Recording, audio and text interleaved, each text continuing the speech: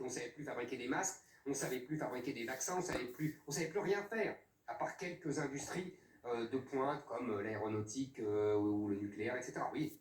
Et ça, c'est, si vous voulez, un sentiment collectif qui arrive à 80%. On peut ajouter à ça l'appauvrissement des classes populaires. Ça, on a vu ça avec les gilets jaunes, l'explosion des gilets jaunes il y a 2 ans, qui voulait dire on est déclassé individuellement, socialement. Pourquoi? À cause de la désindustrialisation. C'était la logique. Et troisièmement, aussi la violence. La violence, on en parle souvent, la violence des bandes dans les banlieues, la violence contre Samuel Paty, contre, vous voyez, tous les attentats qui ont eu lieu, le terrorisme, le djihadisme depuis des mois. Donc, si vous voulez, tout ça, ça s'ajoute pour incarner et pour manifester le déclin français. On a un pays qui ne sait plus fabriquer d'innombrables objets, qui est complètement appauvri et désindustrialisé. On a un pays qui est surendetté. On a un pays qui voit une partie de sa population s'appauvrir relativement, et on voit un pays se désagréger, qui ne tient plus des parcelles entières de territoire où on peut égorger en pleine rue au nom de Allah. Tout ça fait ce sentiment de déclin. Vous savez, le grand historien Pierre Nora, qui est un vieux monsieur, maintenant, a une formule... Il est très vif d'esprit. Mais c'est pour ça que il a une formule absolument magnifique, et qui est tragique, et qui exprime exactement, de façon, je dirais, littéraire, ce sondage. Il dit « Les Français savent qu'ils ont un futur, mais qu'ils n'ont pas d'avenir ». Et c'est absolument magnifique et tragique. Et c'est exactement le résumé de tout ce que je viens de dire pour répondre à votre sondage. Toujours selon ce sondage, cette impression de déclin est majoritaire dans tous les électorats, à l'exception de celui d'Emmanuel Macron.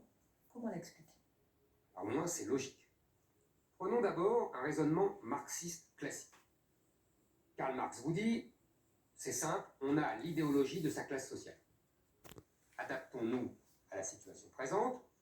Les gilets jaunes sont déclassés, donc ils sont évidemment déclinistes, entre guillemets.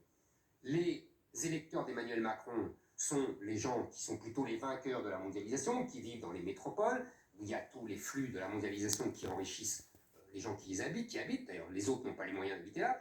Donc évidemment ils sont optimistes, et donc ils ont une idéologie progressiste, ils pensent que ça va mieux, et que l'idéologie dominante permet d'aller mieux. Vous voyez, c'est un raisonnement marxiste classique qui n'est pas idiot et qui n'est pas erroné, mais qu'il faut nuancer, je pense, pour 2 raisons. La première, c'est que les Français sont un peuple particulier, un peu comme les États-Unis, je dirais, un peu comme l'Angleterre, qui ont eu une histoire très glorieuse, qui ont dominé l'Europe, qui ont dominé le monde, et qui donc le supportent mal leur déclassement, j'allais dire, géopolitique.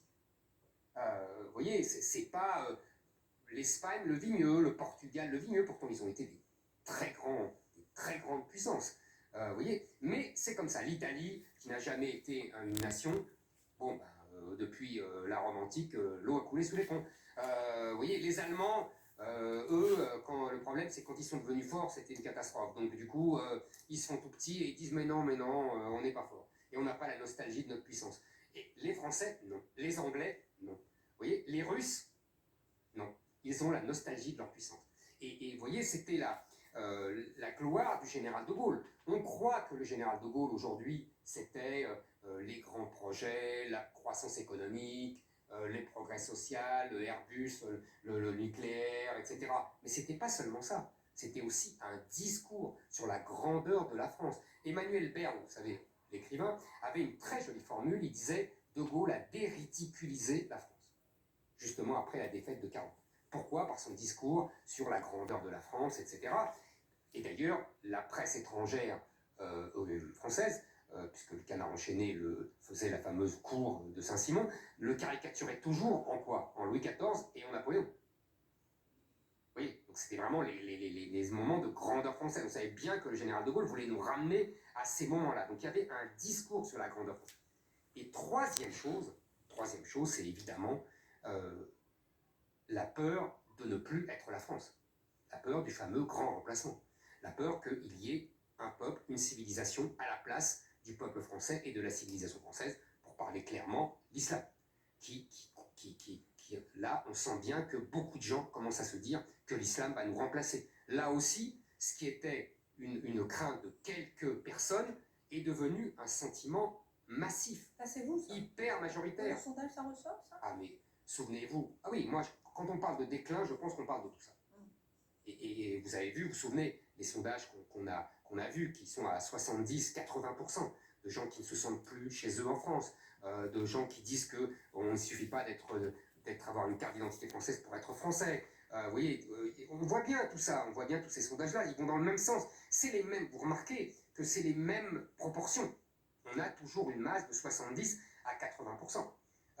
Donc je pense que là, il y a toute cette strate qui alimente ce sentiment du déclin et cette angoisse de l'avenir.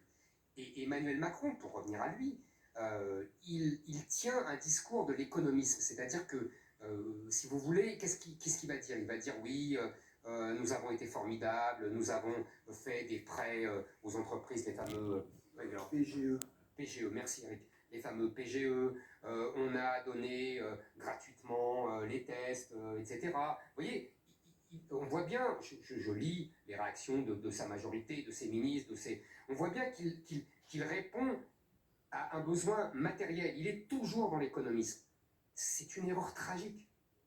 Je pense qu'aujourd'hui, même les vainqueurs de la mondialisation, c'est-à-dire même une partie importante de la bourgeoisie, et même de la grande bourgeoisie, et même des gens qui sont français, qui vivent à Londres, qui vivent dans d'autres pays où ils sont vraiment hyper modernes, qui font plaisir à Eric, même ces gens-là, je pense, ont conscience de la fin de la France telle qu'elle était et s'angoissent de la fin de cette France et du grand remplacement. Je pense que c'est devenu un sentiment global qui touche même, et c'est la limite du raisonnement marxiste et du raisonnement de lutte des classes, je pense que ça touche non seulement les classes populaires, mais aussi une partie de la bourgeoisie et même de la grande bourgeoisie. La foi en l'avenir et l'enthousiasme, est-ce que ce ne sont pas des conditions nécessaires, comme on vient de parler d'Emmanuel Macron, pour rassembler les Français autour d'un projet politique commun? Autrement dit, peut-on prétendre à gouverner la France en voulant simplement retourner dans le passé? Alors, vous avez raison, Emmanuel Macron avait fait le pari en 2017, un pari qui a réussi, d'une campagne optimiste, d'une campagne progressiste, d'une campagne orientée vers l'avenir, une campagne, en gros, à la Giscard 74. On peut dire ça. Hein, une sorte de Giscard, d'ailleurs, avec les cheveux en plus, quoi. Mais c'est un peu la même chose, inspecteur des finances, économisme, européiste. Vous voyez, il y a des... On l'avait déjà dit, hein, quand Giscard est mort, on voit bien cette filiation, elle est naturelle, elle est personnelle et elle est idéologique. Donc il a fait cette campagne et ça a réussi comme Giscard en 74. Je suis tout à fait d'accord. Sauf que il est rattrapé par l'histoire. Exactement comme Giscard d'ailleurs. Souvenez-vous, Raymond Aron qui disait ce jeune homme, le problème de Giscard, c'est qu'il ne sait pas que l'histoire est tragique. Emmanuel Macron, c'est la même chose. Il ne sait pas que l'histoire est tragique. Et l'histoire est tragique. Et on le voit bien aujourd'hui. Vous voyez, donc ça, c'est le premier problème d'Emmanuel Macron. Et vous me dites, il faut se projeter vers l'avenir. Oui, vous avez raison. Il ne faut pas seulement regarder vers le passé. Oui, vous avez raison. Sauf que le passé est en lui-même un projet politique. Quand, vous savez, moi, Régis Debray m'a appris, dans ses livres, il le démontre très brillamment, que toutes les grandes révolutions qui réussissent sont celles qui regardent dans le rétroviseur. C'est son expression. Je donne des exemples très simples, vous allez comprendre. La Révolution française est hantée par la Rome antique. On prend des pauses comme la République romaine. Saint-Just dit « le monde est vide depuis la fin de l'Empire romain ». Sous-entendu, il faut le remplir avec nous.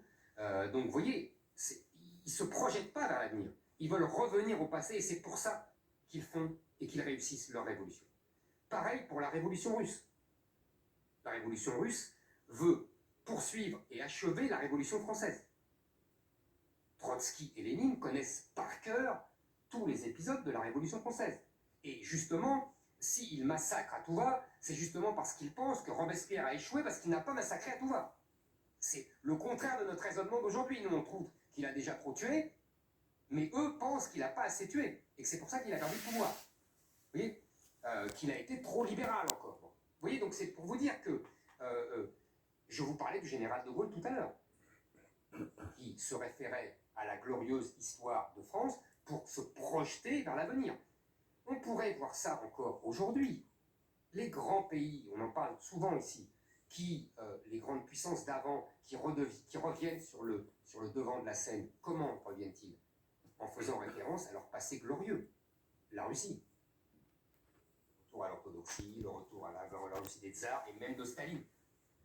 La Turquie, on en parle tout le temps, le rêve ottoman de Erdogan.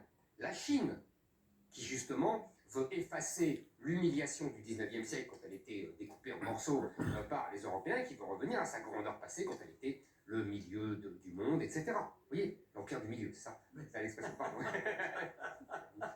Bon, sérieux, mais...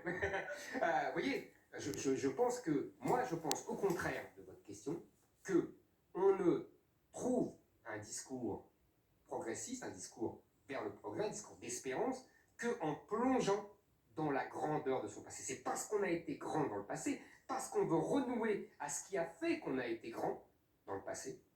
Qu'est-ce qui a fait que le peuple français a été grand? Il y a des principes, il y a des valeurs, il y a un génie français. Il faut revenir à ce génie français pour redevenir grand. Et non, alors que Emmanuel Macron tient le discours inverse.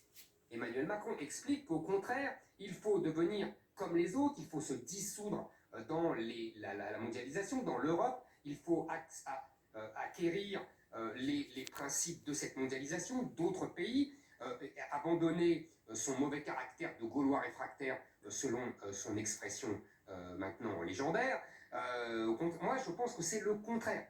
Il faut au contraire s'enraciner dans Dernier mot et moralité. Ah ben, la moralité, c'est très simple, je l'ai prise chez Donald Trump.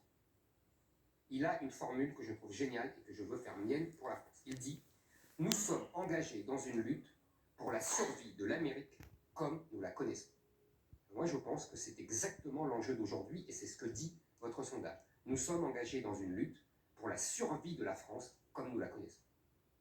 Merci beaucoup.